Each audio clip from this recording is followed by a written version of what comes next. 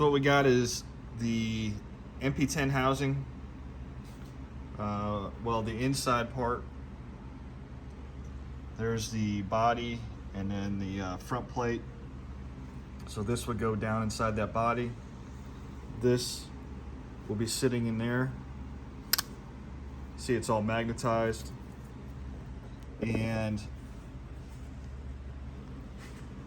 essentially happens is when the current goes around, spin the magnet, it spins this part right here. You have an aluminum plate, and then you have your metal plate. Spins the metal plate around. The two aluminum plates are screwed together.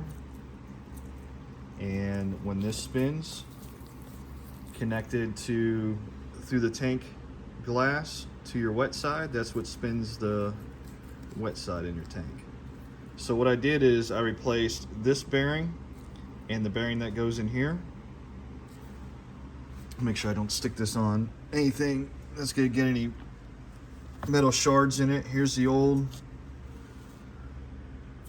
let's see, here's the old bearing.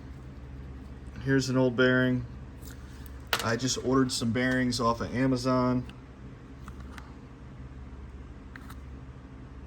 And I got a tube of the smaller ones. The smaller ones are basically just labeled as skateboard bearings. They fit just fine, and hopefully we'll put it all together and it will be running much quieter than it was before. Excuse the mess, I've been working on multiple projects out here.